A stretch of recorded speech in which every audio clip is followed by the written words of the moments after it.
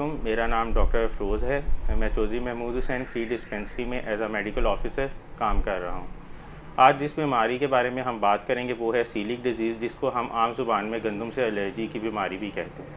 इस बीमारी के बारे में बात करने की मेरी आज वजह ये थी क्योंकि ये एक बीमारी ऐसी है जो हमारे माशरे में काफ़ी फैल रही है, लेकिन या तो इसकी तशख़ीस सही से नहीं होती और अगर तशख़ीस हो भी जाए तो सही तरह इलाज नहीं होता। अब आगे हम ये डिस्कस करेंगे कि सीलिक डिज़ीज़ है क्या या गंदम की एलर्जी की बीमारी है क्या।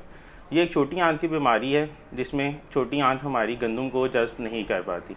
गंदम के अंदर एक अज़्ज़ा होता है ग्लूटिन, जो आहिस्ता आहिस्ता जिन लोगों को गंदम से एलर्जी हो सकती है उनमें ये ग्लूटिन जो आहिस्ता आहिस्ता छोटी आंत को ख़राब करना शुरू कर देता है। अब जिसकी वजह से गंदम और गंदम से बनी अज़्ज़ा हमारी छोटी आंत में जज़्ब नहीं होंगी और जिस्म में कमज़ोरी पैदा होती जाएगी। इसके कुछ इस तरह होगा कि आगे लूज़ मोशन, उल्टियाँ, पेट का ख़राब होना, जिस्म में कमज़ोरी, खून का कम बनना शुरू हो जाएगा। जो अगला सवाल इसमें पैदा होता है वो है ये कि क्या ये बीमारी एक दूसरे को लग सकती है?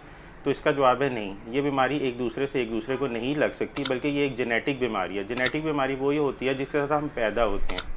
तो ये बीमारी के साथ हम पैदा होंगे। हाँ, इसकी तशख़ीस जो है वो छोटे होते वक्त हो सकती है, जवानी में हो सकती है या बुढ़ापे में हो सकती है। अगला सवाल ये पैदा होता है कि ये बीमारी कितनी आम है। अगर आसान लफ्ज़ों में मैं आपको बताना चाहूँ तो ये बीमारी 100 में से 1 इंसान को होती है।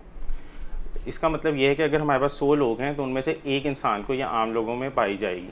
लेकिन अगर किसी एक इंसान को हो जाती है तो उस ख़ानदान में अगर हम देखें तो उस ख़ानदान के अगर 40 अफराद हैं तो उनमें से 1 अफराद को ये होगी।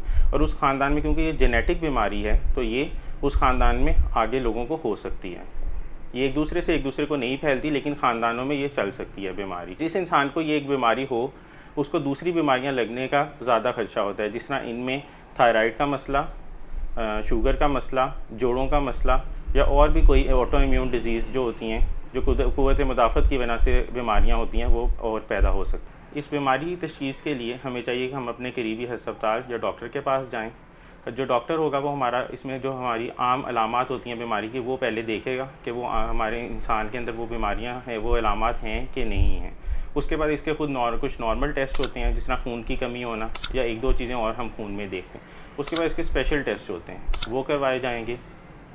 और अगर उनसे भी ना पता चले तो इसमें एंडोस्कोपी की जाती है, मतलब मैदे का कैमरे वाला टेस्ट किया जाता है। मोस्टली इन लोगों में ये वाली अलामात होती हैं कि खून का कम बनना, कमज़ोरी होना, लूज़ मोशन, डायरिया, उल्टियाँ आना और हर वक्त पेट का फूलते जाना और गैसेस बनना पेट के। इस बीमारी के इलाज के बारे में हम बात करेंगे। इस बीमारी का एक ही इलाज है और वो है परहेज़। जिस तरह कि हम दूसरी एलर्जीज़ का सुनते हैं, कुछ लोगों को डस्ट एलर्जी होती है, मिट्टी से एलर्जी, कुछ लोगों को गर्मी से एलर्जी, कुछ लोगों को धूप से एलर्जी, तो उसके लिए हम कोई भी एंटी एलर्जी दवाई लेते हैं। लेकिन इस बीमारी की जो ये गंदम की एलर्जी की बीमारी है, इसकी कोई दवाई नहीं है, बल्कि इसका एक ही सिर्फ इलाज है, वो है परहेज़। अब बात यह है इसमें हमने परहेज़ किसका करना है। परहेज़ हम उन चीज़ों का करेंगे जो गंदम से बनती हैं या गंदम का हम परहेज़ करेंगे। बाज़ार से जो चीज़ें मिलती हैं उसके अंदर ग्लूटीन होता है, तो हमने बाज़ार से चीज़ ख़रीदते हुए ये ख्याल रखना है उसमें कोई भी गंदम की अज़्ज़ा ना हो या वो ग्लूटीन फ्री हो, उसमें ग्लूटीन की भी मिकदार कम हो या ना हो। इस बीमारी में हम चीज़ें क्या क्या खा सकते हैं। इसमें इस बीमारी में हर तरह का गोश्त, हर तरह का फ्रूट, हर तरह की सब्ज़ी, जौ से बनी हुई रोटी, बाजरे से बनी हुई रोटी और तो हर तरह का जूसेस वगैरह हम पी सकते हैं और दूध से बनी अशिया भी खा सकते हैं। ये एक मुख्तसर सा ओवरव्यू था मेरी तरफ से सीलिक डिज़ीज़, जिसको हम गंदम की एलर्जी की बीमारी भी कहते हैं, ताकि आप लोगों को इसके बारे में पता चल सके। और अगर हमें ये कोई भी ऐसी अलामत जिसमें हमें लगे कि हमें इस गंदम खाने से मसला हो रहा है तो हम उसके वक्त पर तशख़ीस करवाएं इस बीमारी की और इसका इलाज करवाएं।